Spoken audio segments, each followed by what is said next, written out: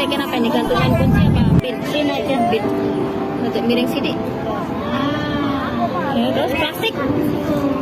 Plastik dulu. Usaha percetakan rumahan tanpa listrik. Jadi enggak. Jadi kebayangannya nggak harus memiliki modal yang ratusan juta. Ternyata hanya dengan 3 juta, 5 juta itu kita sudah bisa mendirikan percetakan yang besar. Nah, sedangkan kalau kita di pedesaan, di perumahan, bisa nggak memiliki usaha percetakan sendiri ya?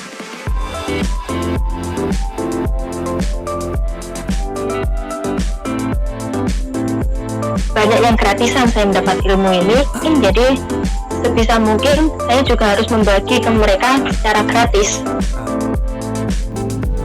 Hai guys, kita ketemu lagi ya lewat channelnya Novi Boy. Apa kabar di sana semua? Saya berharap baik-baik saja. Kabar di sini baik-baik, ya, sehat semua. Di video ini kita akan saksikan bagaimana story atau ceritanya yang di-share, dibagi kepada kita, pada saya di sini, Kak Sam di Hong Kong, melalui acara radio nongkrong bareng Rabu malam dan Sabtu malam Minggu tuh. Jadi setiap cerita itu adalah otentik, artinya asli, kita nggak ngarang gitu loh, ya. Sahabat kita ini namanya Ari. Ari ini minatnya di bidang percetakan.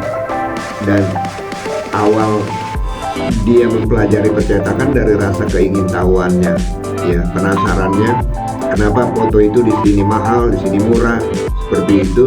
Akhirnya dia jatuh cinta ketika kita senang, kita dalami, ya. Dorong, oke? Saya kasihkan titik tangannya yang satu di sini, tangannya satu di sini, nahan, oke. Ya pemirsa, ternyata urusan cetak-mencetak ini nggak gampang ya.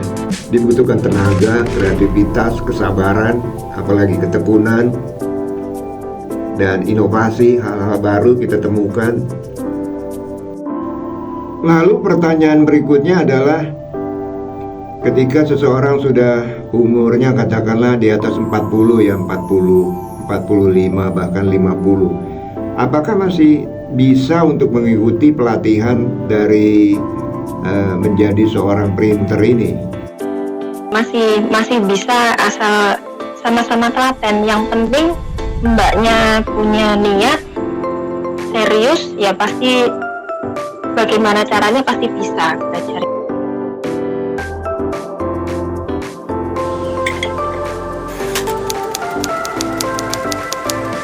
Untuk jumlah kuantitinya, karena saya fokusnya ke custom, jadi bisa satuan. Nyetak kartu nama satu lembar pun dilayani, tapi harganya lebih tinggi karena sisa kertasnya kan sudah nggak bisa kepake. Dan Ari mendirikan sebuah lembaga pelatihan, ya. Di sana sahabat-sahabat yang ikut untuk menjadi seorang printer itu belajar untuk tidak hanya mencetak kertas, tapi mencetak yang namanya cinta, harapan, dan masa depan. Produk cetakan itu kan banyak ya, dari pin yang biasa buat di jaket, di topi, hingga gantungan kunci. Ari mengerjakan semua pesanan teman-temannya atau kliennya istilahnya ya. Dari yang paling agak rumit mungkin piala ya, atau trofi. Biasanya kan ada kompetisi tuh, trofi dari yang kecil sampai yang gede serta sertifikatnya. Kemudian ada juga yang pesan gantungan kunci di gelas, medianya itu ya, istilah mereka media itu, tempat ditempelnya gambar tersebut yang diciptakan atau di-create, dibuat oleh Ari.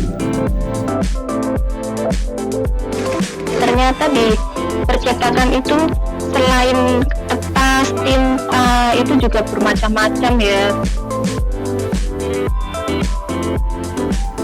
Produk-produk yang dihasilkan oleh Ari bukan sembarangan produk ya. Produknya itu betul-betul melalui sebuah kontrol, sebuah pengawasan yang ketat. Bahkan materinya itu bukan materi pinggir jalan yang dicuci atau kena hujan luntur, ya. Jadi bahan outdoor, jadi lebih tahan lama, harus dilapisi laminasi. Jadi lebih benar-benar saya mengutamakan kualitas. Piala kristal.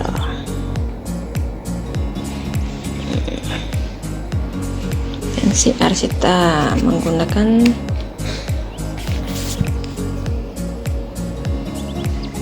cat akrilik. Ini dipoles-poles ini.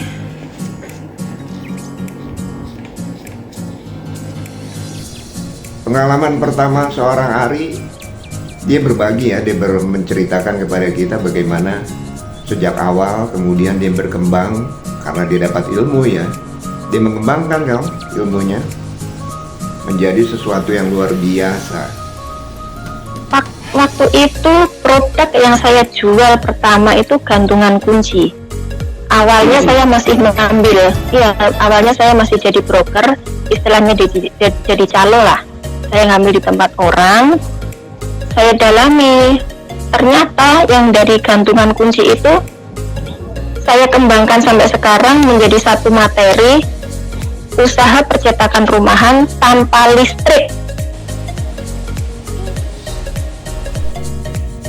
Terima kasih guys sudah menyaksikan video ini. Semoga terhibur ya, dan ada manfaatnya, ada dapat inspirasi serta informasi. Kita ketemu lagi di video-video berikutnya dari channelnya Novi Boy.